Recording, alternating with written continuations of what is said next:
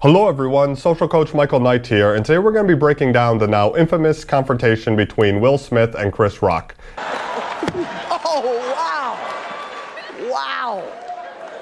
Now normally I don't like to involve myself or comment on any type of frivolous celebrity gossip crap, but there's actually a really good teachable moment in this interaction when it comes to being non-reactive. And we're going to be talking about why non-reactive people often come off looking much more attractive than reactive people. But before we get into it, please remember to like and subscribe, since that will be doing us a huge favor when it comes to helping us grow this channel so that we can reach more people. Will physically striking Chris, followed by his uncontrolled verbal outbursts, this illustrates perfectly a reactive person. Now the counterexample couldn't be any better. It's Chris's reaction to Will. Even after being struck in the face, he keeps his cool. Oh, wow! Wow! Will Smith just smacked the shit out of me. And the dichotomy between these two men's actions perfectly illustrates the difference between a reactive and a non-reactive person. And while this case is one of the most clear examples that I've ever seen of this, appearing reactive versus non-reactive is often much more subtle. It's literally not a slap in the face. Normally, appearing reactive does not come in the form of physically lashing out or even verbally lashing out. It's normally very subtle. It can be as small as your voice just getting a little shaky when you become uncomfortable, or some wavering eye contact when someone is challenging you, or you becoming apologetic and start taking back what you just said, or instantly reversing your opinions, trying to get the other person to agree with you so they take some pressure off you, or even just qualifying yourself or qualifying your actions when you don't need to. It can be something as small as your taste in music or a movie you like, but as soon as you feel a little pressure, you become reactive. And what do? Well, you know, it's not my favorite. I actually thought the last album was great, but that first one I think was a bit okay. When it's really your favorite, you see you're walking it back, you're qualifying yourself. That type of behavior is not attractive. In addition, being reactive can also take the form of chasing and maybe revealing that you have a scarcity mentality, right? Like you're afraid to lose something. Maybe it's an option of dating a person, or it's an option of getting some promotion at a job. And as soon as you feel that fear of loss, you start reacting to it. You start getting nervous. You start chasing it. You start wanting it more.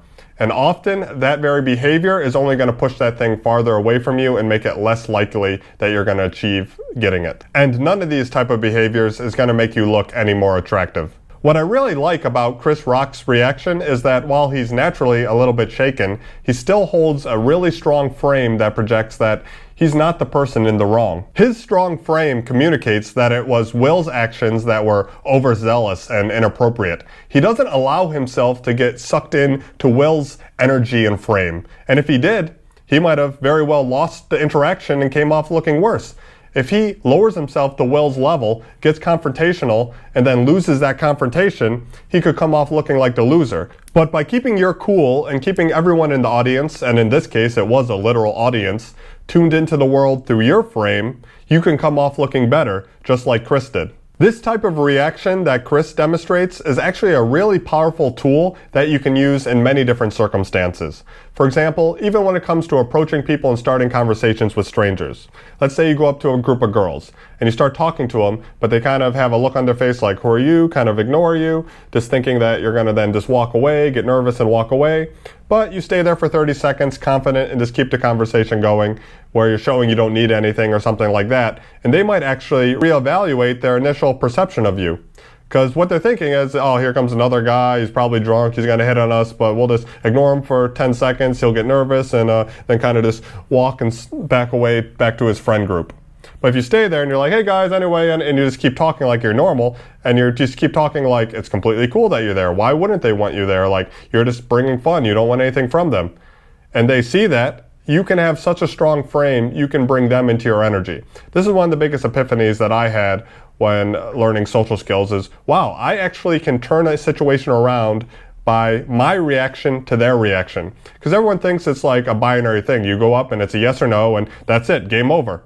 That's not how it works at all most of the time. In these situations, it's often your reaction to their reaction. So when my reaction was not reactive, where I didn't look butthurt or upset or get nervous or start qualifying myself or, yeah, sorry to bother you or something like that, and go like slink back to my friend group, but I stayed there like confident, like there's no reason why I wouldn't be good enough to talk to you.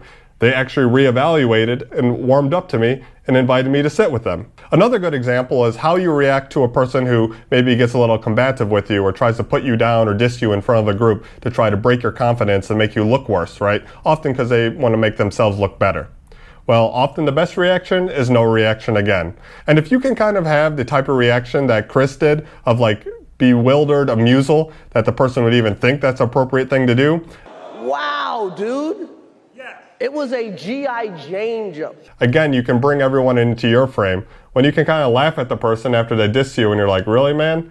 Are we back in kindergarten or something? Do you want some crayons to play with? Anyway, and you just keep talking. You don't get shaken by it. You don't start qualifying yourself because of it. Again, you can come off looking much more attractive. Twice in my life, I was out at a bar or nightclub and had a random guy come up behind me, pull the back of my shirt out, and dump a full drink down the back of my shirt. And he did this because I was, in both situations, talking to a pretty girl, and he got jealous. In both these situations, the guy didn't even know the girl, or the friend group, or even know me. And it was just a guy who got jealous and wanted to ruin my interaction. Now, how did I react to this? Well, I could have got upset, I could have looked embarrassed, I could have got in a fight. In both situations, the guy was a way bigger guy than me, and if it was a physical confrontation, I bet he would win. But what would be a victory for me?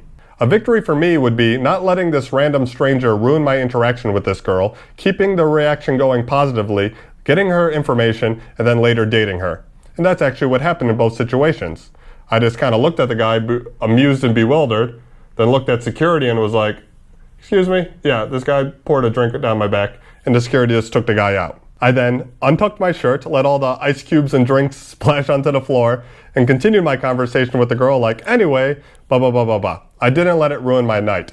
And you know what they say, the best revenge is a life well lived. In both these situations, I didn't let a random guy ruin my night. And in the end, I actually got what I wanted. Had I gone outside and got into a fist fight and got knocked unconscious, I would have medical bills and no dates. Instead, I have dates and no medical bills. Now, sometimes you do have to defend yourself, but there's no reason for me in these situations to have escalated it, because it wasn't going to move me towards my goal. Me being non-reactive was what was going to move me towards my goal, and only make me look more confident to the girl. I didn't get butthurt, I didn't cry, I didn't like get in front of the guy, start an argument, have him win, and then he walks off with the girl maybe. Like in his head maybe, that's how he thought it would work. I didn't let that happen. Instead, I remained cool, calm, collected, non-reactive, and achieve my goal. I'm going to finish up this video by reading you an excerpt from my book with regards to being reactive. Do not constantly look for another person's approval after every word that you say. Do not immediately apologize or qualify yourself when a person does not agree with you. Do not react to situations out of jealousy, to protect your ego, or to validate yourself. The best reaction is often a lack of a reaction. Being so well grounded and secure with oneself that the opinions of others don't faze you is incredibly attractive. You should strive to be a man who is responsive, not reactive. A reaction is an involuntary retort to a stimulus, while a response is a coordinated and thought-out maneuver. While you can't always control what happens to you, you can control your response. You are only reactive when you want something from another person, albeit if it's even only validation or positive emotions. If you are truly indifferent, then you would not be reactive or value-seeking. If you come from a place where you're altruistically providing value to others, then you'll never be reactive. I cover more on being reactive as well as all the other behaviors that if you simply quit doing them, people would find you instantly more attractive in my book, which is linked to in the description below. And if you're super interested in taking your social skills to the next level and want some help, I provide one-on-one coaching, both online as well as in person in cities all across the world. And an application to that is also linked to in the description below. That's all for today. A big shout out and thanks to my Patreon subscribers. Please consider becoming one if you haven't already. And as always, please like and subscribe, and I'll see you in the next video. Until next time, ciao.